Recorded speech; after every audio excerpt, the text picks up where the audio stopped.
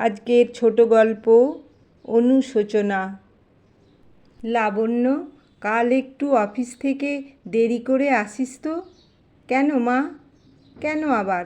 কাল তোর ছোট বোন লতাকে পাত্রপক্ষ দেখতে আসবে। আর পাত্রপক্ষ এসে যদি তোকে দেখে কি বলবে, কেন আমরা বড় মেয়ে রেখে ছোট মেয়েকে বিয়ে দেব? এটা তো আর পাত্রপক্ষকে বলতে পারবো না যে তোকে এখন আর কেউ পছন্দ করে না। তোর নাম লাবণ্য রাখাটাই ভুল হয়েছে। নামেই শুধু লাবণ্য, চেহারায় কোনো লাবণ্য নেই। চেহারায় যদি লাবণ্য থাকতো এতদিনেই তোর বিয়ে হয়ে যেত।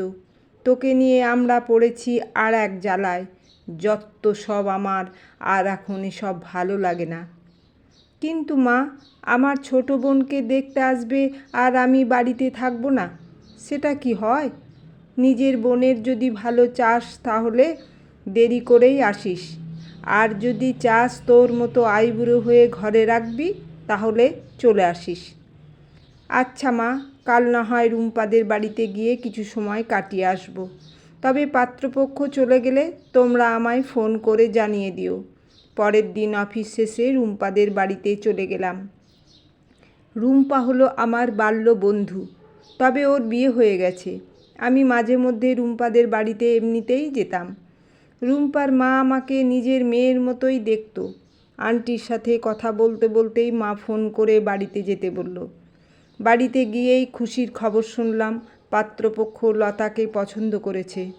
ছেলে সরকারি চাকরি করে, পরিবারও ভালো। এখন শুধু আমাদের পক্ষ থেকে কয়েকজন গিয়ে ছেলের বাড়ি ঘর দেখে বিয়ের ডেট ঠিক করে আসবে। বিয়ের দিন তারিখ ঠিক করে ছেলেকেও আশীর্বাদ করে আসলো। এদিকে লতাকেও আশীর্বাদ করে যাবে। মা আশীর্বাদের দিনও বাড়িতে দেরি করে যেতে বলল। জানি না ছোট বোনের বিয়েটা দেখতে পাবো কি না। সব ঠিক মতো হয়ে গেল।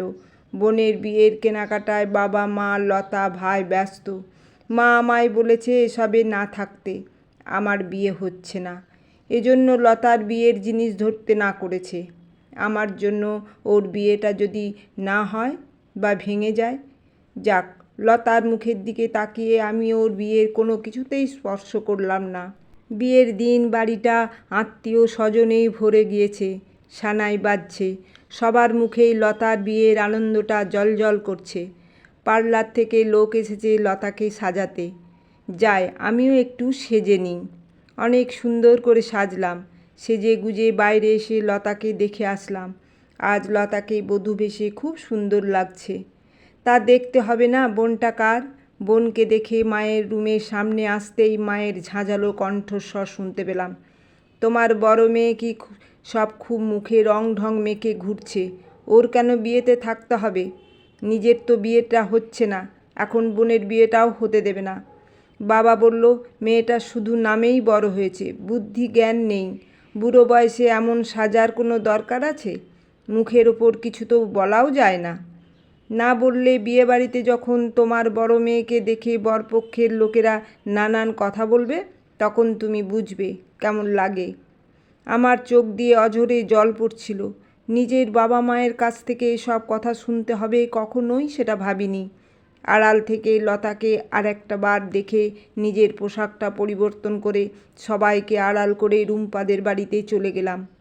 বোনের বিয়ে উপলক্ষে অফিস থেকে 3 দিন ছুটি নিয়েছিলাম, সেটা না হয় রুম্পাদের বাড়িতেই কাটিয়ে আসলাম। রুম্পার মা সবই জানে আমার ব্যাপারে, তাই আমায় কিছু বলতে চেয়েও বলে না। 3 দিন ছুটি শেষ হলে রুম্পাদের বাড়ি থেকে কয়েকদিন অফিস করলাম। পরে মা ফোন করে যখন বাড়িতে যেতে বলল তখনই বাড়ি গেলাম। এভাবে আর এখানে থাকা সম্ভব না। আমিও তো একটা মানুষ, তাই ট্রান্সফারের আবেদনটা করে ফেললাম। ওরা সুখে থাকুক, এই কয়েকদিন চোখ মুখ বন্ধ করে ওদের সব কথা সহ্য করে নেব। ছোট বোনটা বিয়ের পর একটা দিনও আমায় ফোন করেনি, অথচ আমি না থাকলে ওর পড়াশোনাটাই বন্ধ হয়ে যেত। আমি লাবণ্য, আমরা 2 বোন, 1 ভাই। ভাই সবার ছোট। বাবা একটা ছোটোখাটো বেসরকারি চাকরি করত, আর এই চাকরির বেতনে আমাদের টেনে টুনেই সংসার চলত। কিন্তু ধীরে ধীরে আমরাও বড় হতে থাকি আর সংসারের খরচও বাড়তে থাকে। আমাদের তিনজনের পড়াশোনা চালিয়ে যাওয়া সম্ভব হচ্ছিল না। পরে আমি বাড়ি বাড়ি গিয়ে টিউশন শুরু করি, তাতেও কাজ হচ্ছিল না। পরে কোনো মতে অনার্স কমপ্লিট করেই চাকরির পেছনেই ছুটতে থাকি। কেননা তখন আমাদের সংসারটা টানাপোড়েনের মধ্যে দিয়ে যাচ্ছিল। আর আমি চাকরি না করলেই তখন ছোট বোন আর ছোট ভাইটার পড়াশোনা বন্ধ হয়ে যেত। বাবা তখন আর সব দিক সামাল দিতে পারত না।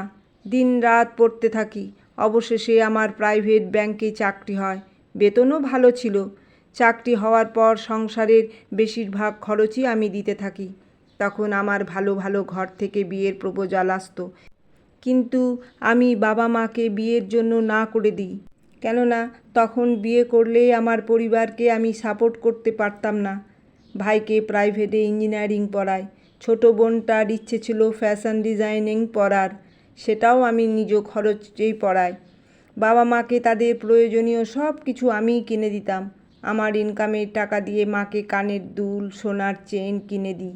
বাবার একটা স্কুটির শখ ছিল, সেটাও আমি কিনে দিই, যেন প্রতিদিন বাসে করে অফিস যেতে না হয়।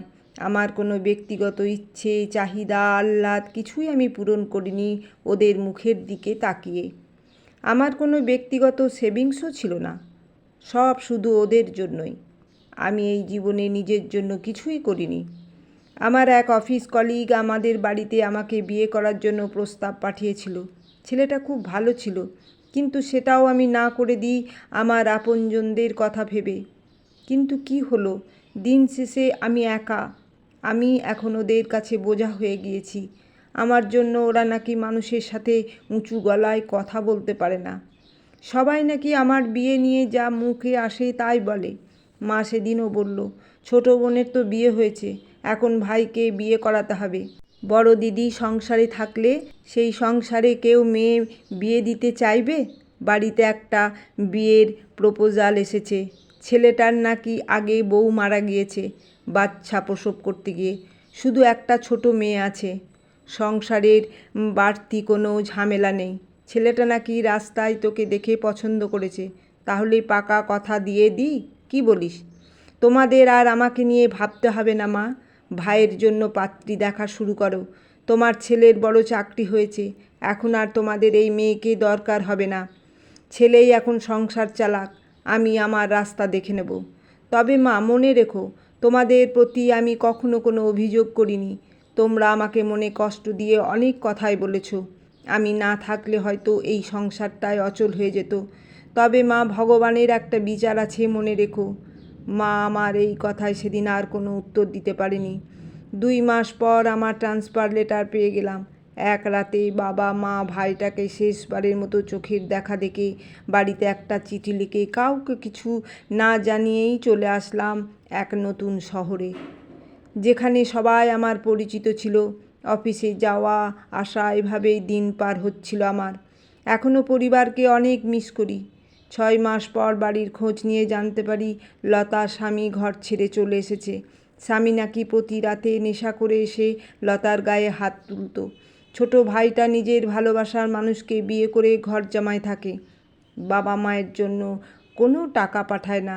মা নাকি শুধু আমায় খোঁজে আর আমার জন্য অনুশোচনা করে বলে আমি কি করেছি, আমি আমার সোনার টুকরো মেয়েটাকে হারিয়েছি, যে আমাদের জন্য সব একা হাতে করে গেছে। বিনিময়ে মেয়েটা আমাদের কাছ থেকে অবহেলা পেয়েছে। তবে মায়ের এই অনুশোচনা এখন আর আমার অন্তরেই মায়া জাগায় না।